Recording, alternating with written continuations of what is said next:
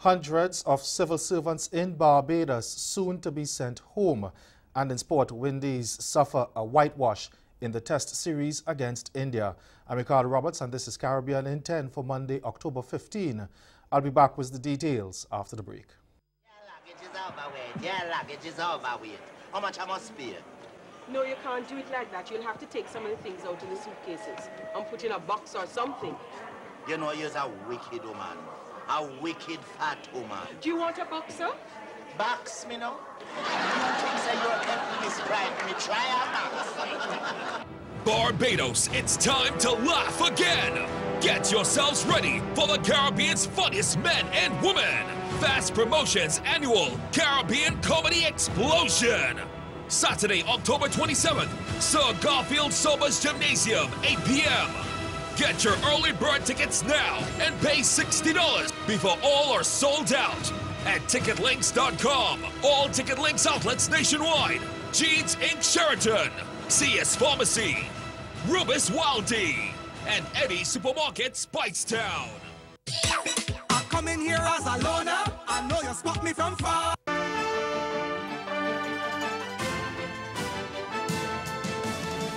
Hundreds of government workers in Barbados will be laid off over the coming weeks as government starts its International Monetary Fund-backed restructuring process.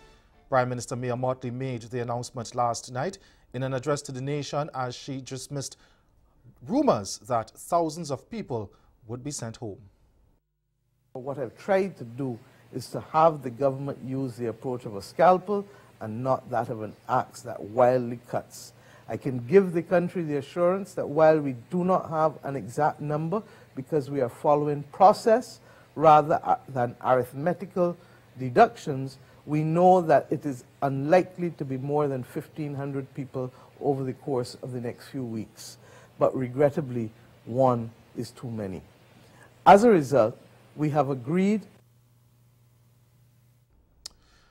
Prime Minister Mottley said the layoffs would be underpinned by the last in, first out principle, and workers will receive full severance packages.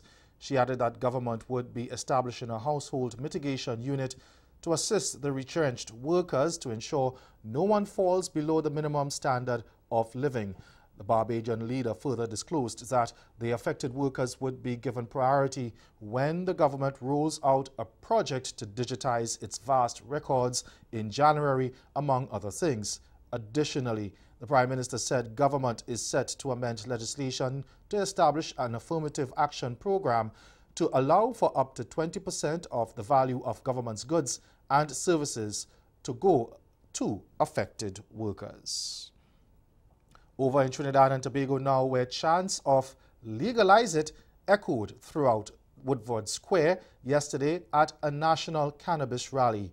The creation of jobs, the saving of lives, and a reduction in murders are just some of the benefits advocates insist are in store if marijuana is legalized. The details in this TV6 News report. The National Cannabis Rally featured a number of speakers advocating for the decriminalization of marijuana. Criminologist Darius Figuera took the podium with a suggestion he feels would address the crime problem in TNT. If you want to lower the rate by which people are willing to wipe out a family to get a half pound of compress, legalize it, let people grow it and smoke it.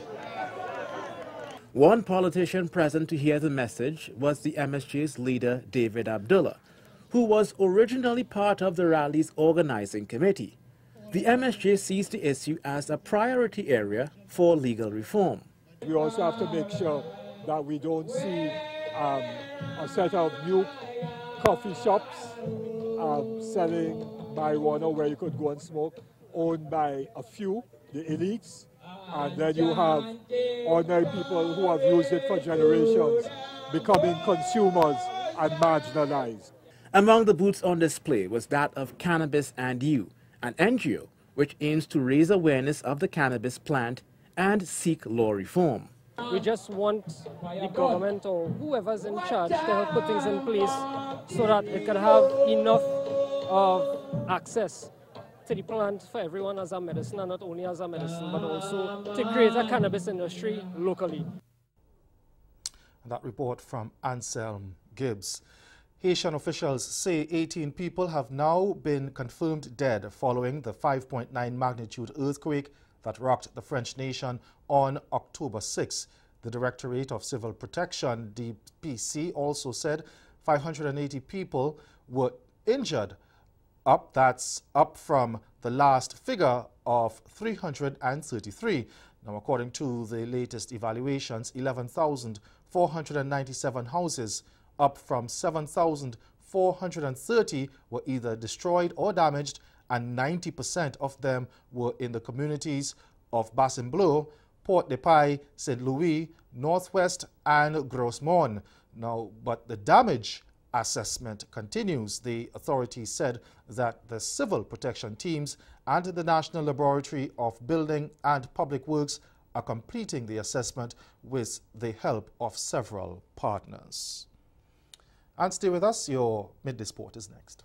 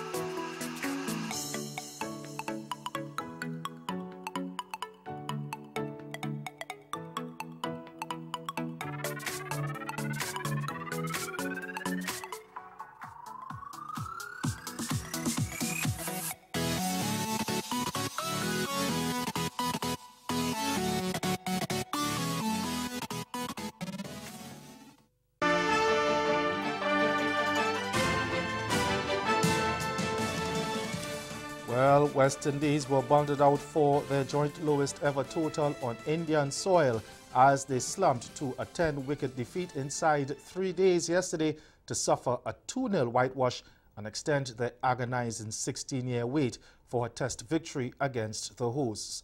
The Caribbean side dared to dream when they bowled out India for 367 to limit the first innings deficit to just 56, but their batsmen then produced a wretched display to crumble for 127 in their second innings, their lowest score in India in 31 years. The men were undone by man-of-the-match speedster Umesh Yadav, who bowled superbly to claim 4 for 45 and end with career-best match figures of 10 for 133. He received excellent support from left-arm spinner Ravindra Jadeja, who picked up 3 for 12, and off-spinner Ravi Ashwin, who finished with 2 for 24. Sunil Ambrish top-scored with 38 and Shea Hope got 28, but West Indies never recovered from 6 for 2 in the fourth over after losing both openers Craig Brathwaite and Kieran Powell without scoring. Now left with a paltry target of 72, India romped to victory late in the day with openers Prithvi Shaw and Lokesh Rahul both stroking 33 not out to keep the West Indies without a test win on Indian soil in 24 years. The Windies have now lost 12 of their last 21 tests to India and are still without a series win in India since 1983. And that's for sport. Join us again at 6:30 for another major newscast. I'm Ricardo Roberts.